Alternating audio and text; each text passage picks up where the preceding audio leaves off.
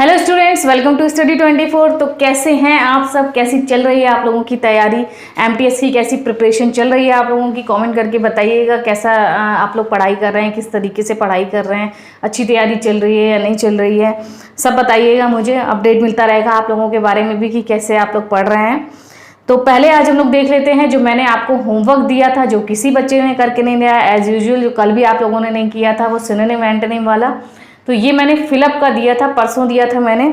तो कल मैंने फिल इन द ब्लैंक की क्लास नहीं ली थी, कल मैंने सिनोनिम एंटोनिम लिया था, तो उसका होमवर्क मैंने वहाँ करा दिया था। तो ये एक वर्ड आपका सेंटेंस रह गया था फिल इन द ब्लैंक का। क्या था? She has not read anything dash Monday. इसका आप लोगों को कमेंट करके आंसर बताना था। तो देखिए क्या होगा इसका, she has not read anything, उसने कुछ भी नहीं पढ़ा। ठीक है, शी हैज़ लगा है ना, तो रीड को हम लोग थर्ड फॉर्म क्या, सेकंड थर्ड क्या पढ़ते हैं? Read read, read read read. तो she has not read anything, उसने कुछ भी नहीं पढ़ा है मंडे, मंडे से। ठीक है, क्या आएगा? उसने मंडे से समझो कुछ भी नहीं पढ़ा है, तो सिंस आएगा, फ्रॉम आएगा, फॉर आएगा या फिर ओवर आएगा। ठीक है, कौन सा ऑप्शन आपका यहाँ पर करेक्ट होगा? तो ये आपका होमवर्क था। तो यहाँ पर जो आपका है she has not read anything, उन्होंने मंडे एक स्पेसिफिक डे दे दिया है कि मंडे से उसने कुछ भी नहीं पढ़ा है। ठीक है, फ्रॉम मंडे नहीं होगा, फ्रॉम मंडे नहीं होगा। फ्रॉम किसके लिए होता है? दूरी के लिए, फ्रॉम दिस टू दैट, ऐसे सेंस आता है फ्रॉम से। फॉर होता है के लिए, मंडे के लिए भी नहीं होगा। ओवर मतलब ओवर हो गया, मंडे ओवर भी नहीं होगा। क्या होगा? सिंस। ये वाला ऑप्शन क्या होगा यहाँ पर? सिंस, कि उसने मंडे से, सिंस किसके लिए आता है? टाइम, टाइम के लिए आता है ना, कि एकदम पॉइंट ऑफ टाइम होता है। जब पॉइंट ऑफ टाइम होता है, पॉइंट ऑफ टाइम होता है, यहाँ पर आपका पॉइंट ऑफ टाइम दे रखा है मंडे, इसीलिए हम लोग सिंस का यूज़ करेंगे। ठीक है, क्या यूज़ करेंगे? सिंस का। फॉर का यूज़ इसीलिए नहीं करेंगे क्योंकि फॉर आपका क्या है? पीरियड ऑफ टाइम होता है। ठीक है, 2 डेज हो जाता, 3 डेज हो जाता, या फॉर आपका होता। तो यहाँ पर इन्होंने स्पेसिफिक दे दिया कि उसने भाई मंडे से नहीं पढ़ाई करी है, पॉइंट ऑफ टाइम बता दिया, इसीलिए हम लोग किसका यूज़ करेंगे? Since Monday. सिंपल क्वेश्चन था आपका, बढ़िया क्वेश्चन था। आ जाते हैं इसमें कि आपके फिल इन द ब्लैंक में या स्पॉटिंग एरर में भी आ जाता है। तो ये तो रहा आपका होमवर्क का क्वेश्चन। ठीक है, तो आज का सेशन स्टार्ट करते हैं। आज हैं आपके स्पॉटिंग एरर के बहुत ही इंपॉर्टेंट क्वेश्चंस। ठीक है, सारे बहुत इंपॉर्टेंट रूल्स पर हैं। तो चलिए देखते हैं फर्स्ट वन हमारा स्पॉटिंग एरर का क्वेश्चन क्या कह रहा है कि अनलेस यू डू नॉट पे the fine you will not be excused. कि मतलब जब तक आप फाइन नहीं दोगे तब तक आपको जाने नहीं दिया जाएगा, एक्सक्यूज नहीं किया जाएगा, क्षमा नहीं किया जाएगा आपको। ठीक है, ये कहा गया है कि अनलेस यू डू नॉट पे द फाइन। ठीक है, जब तक आप लोग फाइन नहीं करेंगे तब तक आप लोगों को जाने नहीं दिया जाएगा या एक्सक्यूज नहीं किया जाएगा, माफ़ नहीं किया जाएगा। ठीक है, तो कौन सा ऑप्शन में आपको एरर दिख रही है? ए पार्ट में दिख रही है, बी पार्ट में दिख रही है, सी में है, या फिर नो एरर है? सेंटेंस एकदम कंप्लीट लिखा हुआ है, सही लिखा हुआ है, बताइएगा कमेंट करके। ठीक है, देखिए अनलेस हो गया आपका। अनलेस क्या होता है? एक अनलेस आपका है, अनलेस आपका क्या है? नेगेटिव वर्ड है। क्या है आपका? Negative word. अनलेस जब तक कि नहीं, और जब नेगेटिव वर्ड होता है तो उसके साथ हम लोग नॉट का यूज़ नहीं करेंगे। ये भी नेगेटिव है, ये भी नेगेटिव है, और ये भी नेगेटिव है, दो नेगेटिव वर्ड्स हो जाएंगे, सुपरफ्लुअस हो जाएगा। तो अनलेस खुद में ही अपने आप में क्या ले लेता है? नॉट ले लेता है। जब तक ये आप नहीं करोगे तब तक ये नहीं होगा। ठीक है, ऐसे होता नहीं, अनलेस यू डो नॉट, यहाँ पर लिखा ही है, जब तक आप फाइन नहीं दोगे तब तक आपको जाने नहीं दिया जाएगा, माफ़ नहीं किया जाएगा। तो अनलेस अपने आप में ही नेगेटिव सेंस ले लेता है, इसीलिए अनलेस के साथ हम लोग नॉट का यूज़ नहीं करते हैं। क्या नहीं करते हैं? नॉट का यूज़ नहीं करते हैं। तो अनलेस वाला जो आपका सेंटेंस है, अनलेस यू डू नॉट पे द फाइन, नॉट हटा अनलेस यू डू नॉट पे द फाइन लिखा है, तो अनलेस यू पे द फाइन कर दीजिए, डू नॉट हटा दीजिए, नेगेटिव हटा दीजिए, सिंपल बना लीजिए सेंटेंस। तो ए वाले पार्ट में एरर हो जाएगी, डू नॉट को आप हटा दीजिए। अनलेस यू पे द फाइन, जब तक आप फाइन नहीं दोगे, अनलेस में नेगेटिव छुपा हुआ है ना, अनलेस यू पे the fine you will not be excuse. तो डू नॉट हटा दीजिए, नेगेटिव बना दिया था इसको। सिर्फ आपको क्या याद रखना है कि अनलेस खुद में एक नेगेटिव वर्ड है, इसके साथ हम लोग नॉट का यूज़ नहीं करेंगे। ठीक है, ए वाले पार्ट में एरर थी, सिंपल सेंटेंस बना देंगे उसको। चलिए नेक्स्ट देखते हैं। My sister called me for my lunch hours to tell me that she was getting married। ठीक है, कि भाई मेरी सिस्टर ने कॉल किया, क्या कहा? लंच के टाइम पर, मतलब उसने कॉल करा for my lunch hours, lunch के जो घंटे थे उनमें कॉल करा और मुझसे कहा कि भाई वो शादी कर रही थी। बताओ, कॉल करके कोई बताता है वो शादी कर रही है इस टाइम पे? कैसी बहन है, मतलब अपने भाई को ही नहीं बुलाया, बिल्कुल शादी के टाइम पे बुला रही है। कि माई सिस्टर कॉल्ड यू, मेरी सिस्टर ने मुझे कॉल किया था। किसके टाइम पे? लंच के टाइम पे। लंच वाले जो घंटे होते हैं, लंच की जो टाइमिंग है, उस टाइम पे उसने कॉल करा और बताया कि शी वॉज गेटिंग मैरिड, कि वो शादी कर रही थी। ये बताया उसने, यानी भाग के शादी कर रही थी क्या? वो भाई को भी नहीं पता है कि शादी कर रही थी, फ़ोन पे उसको पता लगा, वो भी ऑफिस में था बेचारा। तो देखिए, इन्होंने कहा है कि लंच आवर्स में, ठीक है, उसने लंच आवर्स में, तो लंच आवर्स चल रहे होंगे ना, उन जो घंटे चल रहे हैं, लंच की जो टाइमिंग है वो चल रही है, उस अवधि में उसका फ़ोन आया, उसकी सिस्टर का फ़ोन आया।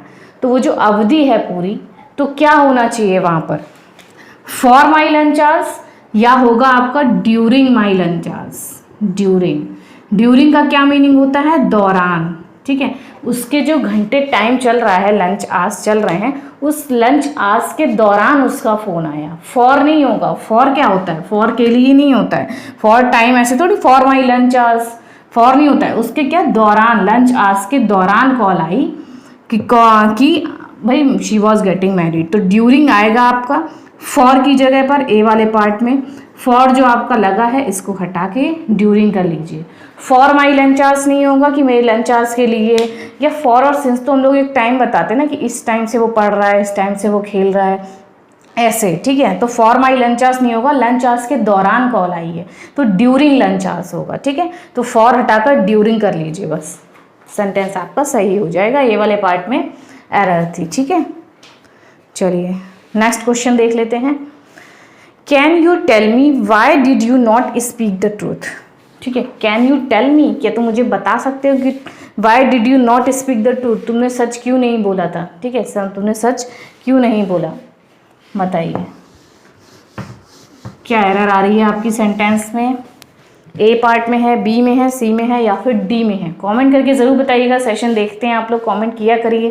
कमेंट बिल्कुल नहीं करते हैं आप लोग, मोटिवेट बिल्कुल नहीं करते कि भाई देख रहे हैं सेशन, जितने लोग देख रहे हैं कुछ कमेंट किए कि वीडियो अच्छी लग रही है, क्वेश्चंस अच्छे लग रहे हैं, इंपॉर्टेंट हैं, या आप लोग कैसे तैयारी कर रहे हैं, कुछ तो बताया करिए। आप लोग बिल्कुल कॉमेंट नहीं करते हैं। लाइक भी करके जाया करिए अगर वीडियो अच्छी लगा करे तो। देखिए, can you tell me why did you not speak the truth, क्या तुम मुझे बता सकते हो तुमने सच क्यों नहीं बोला। अब देखिए, जब आपका इंटरोगेटिव वर्ड आपका बीच में दे रखा होता है, कोई सेंटेंस आपका चल रहा है, ठीक है, और बीच में आपका हु, व्हाट, यहाँ पर क्या दे रखा है आपका, वाई दे रखा है, वाई दे दिया या व्हाट दे दिया, या कोई भी इंटरोगेटिव वर्ड दे दिया आपका, ठीक है, क्वेश्चन वर्ड दे दिया, इंटरोगेटिव वर्ड दे दिया, क्वेश्चन वर्ड दे दिया है, तो क्या होता है, जब बीच में है तो उसके बाद क्या है, वो उस इन्वर्जन फॉर्म में नहीं बनेगा कि वाई के बाद आपकी हेल्पिंग वर्ब आ रही है, फिर सब्जेक्ट आ रहा है, वैसे नहीं बनेगा। जब बीच में होता है यानी वो सिंपल सेंटेंस में यूज़ हो रहा है।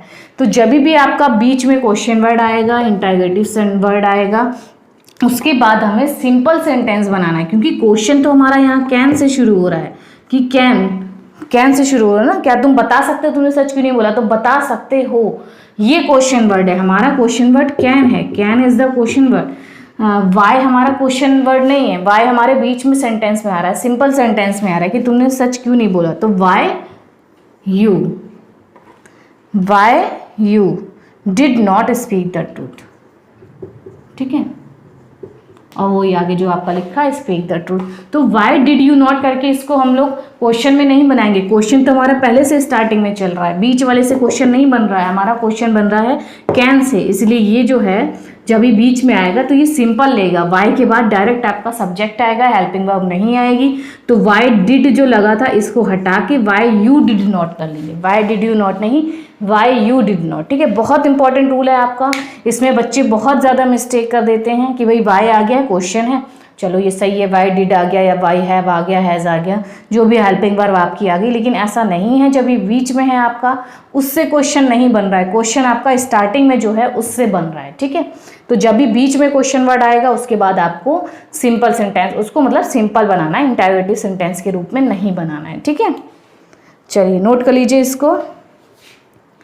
नेक्स्ट वाला देखते हैं क्या हमारा क्वेश्चन है स्पॉटिंग एरर का, कि the book that I lost it is too expensive for me to buy, ठीक है, कि जो मैंने बुक खो दी थी वो बहुत ज़्यादा एक्सपेंसिव थी, इट इज़ टू एक्सपेंसिव, बहुत महंगी है मेरे ख़रीदने के लिए, ठीक है, जो मैंने खो दी वो बहुत महंगी है मेरे ख़रीदने के लिए, ठीक है, कि मतलब उसने बुक खरीदी होगी बेचारे ने, कोई उसकी खो गई, अब वो नहीं खरीद सकता क्योंकि वो उसकी ख़रीदने के लिए उसकी क्षमता नहीं है, एबिलिटी नहीं है उसकी, उसके लिए एक्सपेंसिव है वो, ठीक है, उसके लिए वो बुक क्या है, एक्सपेंसिव है।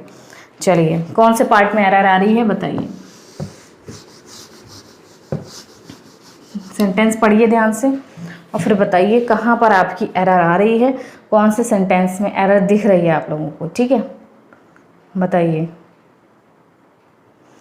देखिए the book that I lost, ठीक है, ये हो गया आपके, जो बुक मैंने, the book that I lost, जो बुक मैंने खो दी थी, द बुक आ गया। देखिए द बुक क्या है आपका, बुक आपका सब्जेक्ट है, सब्जेक्ट, और दैट हमने किसके लिए यूज़ करा है, ये भी हमने बुक के लिए यूज़ करा है, ये भी क्या हो गया, इसका प्रोनाउन हो गया, मतलब रिलेटिव प्रोनाउन हो गया कि वो बुक जो मैंने खो दी थी, दैट आ गया है ना, रिलेटिव प्रोनाउन के रूप में आ गया है दैट।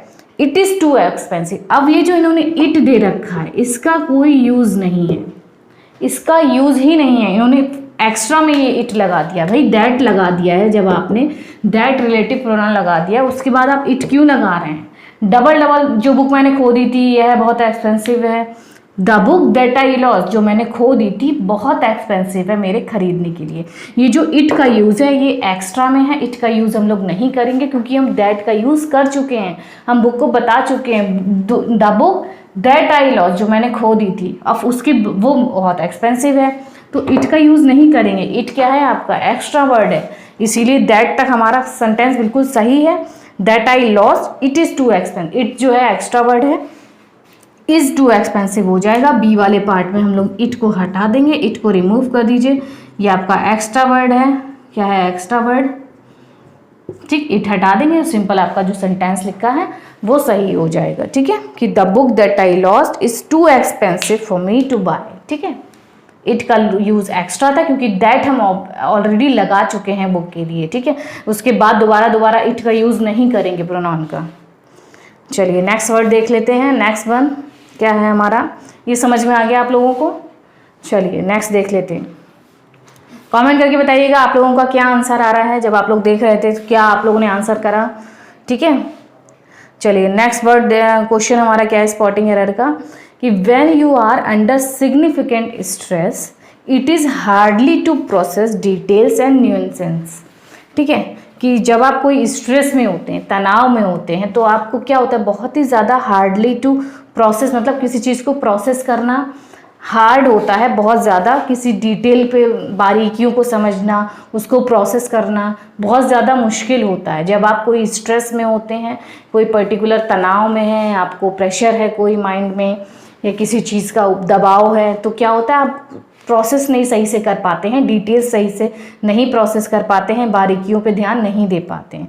तो ये आपका क्वेश्चन कहा गया है। तो कौन से पार्ट में आपको एरर दिख रही है यहाँ पर, कमेंट करके बताइएगा, ए में है, बी में है, सी में है, या फिर डी वाले पार्ट में आपको एरर मिल रही है, कि नो एरर है, सेंटेंस सही लिखा है, बताइएगा।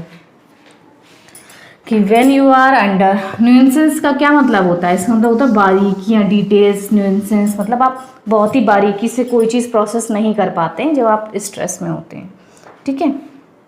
देखिए when you are under significant stress, यहाँ तक आपका सही है।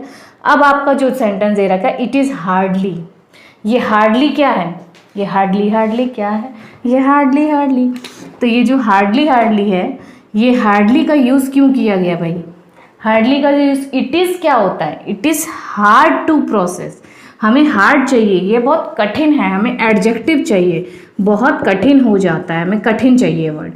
हार्डली क्या है, हार्डली क्या हो गया, हार्डली, रेयरली होता नहीं कि बहुत मुश्किल से मिल पा रहे हैं, हार्डली, रेयरली सीन, ठीक है, तो वो हो गया ये तो हार्डली।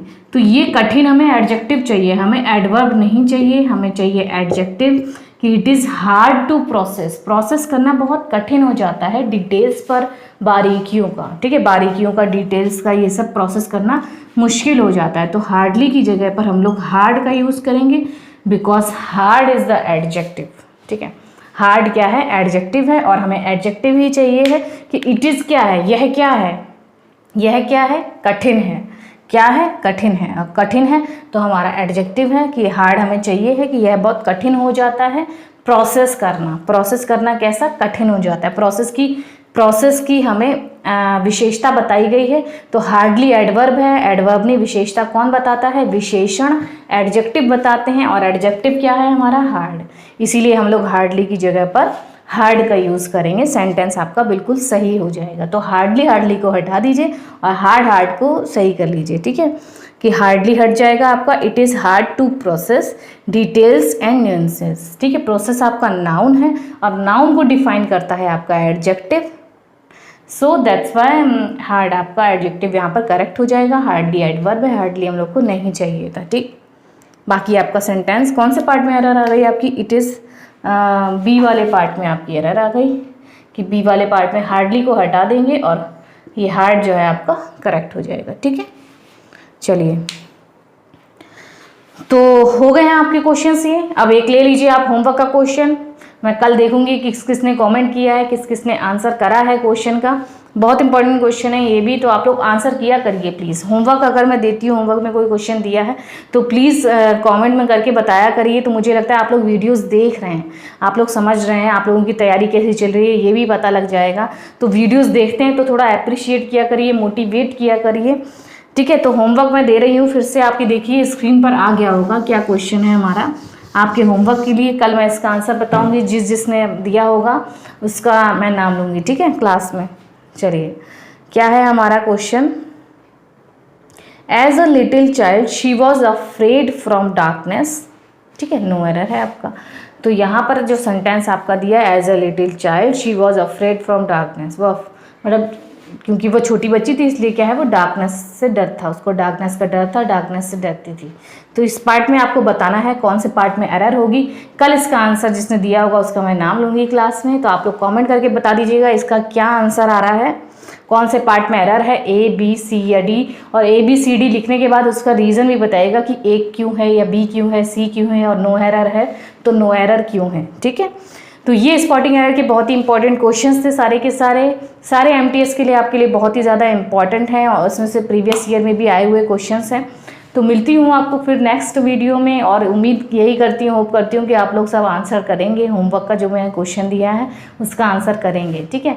तो मिलती हूँ आपको नेक्स्ट वीडियो में, तब तक के लिए देखते रहिए वीडियोज़, और वीडियो को लाइक करिए, वीडियो अच्छी लगे तो, और शेयर भी करिए ज़्यादा से ज़्यादा बच्चों तक जिनका एमटीएस लगा हुआ है, सबके लिए यूज़फुल है वीडियो ये। तो थैंक यू, वीडियोज़ देखते रहिए।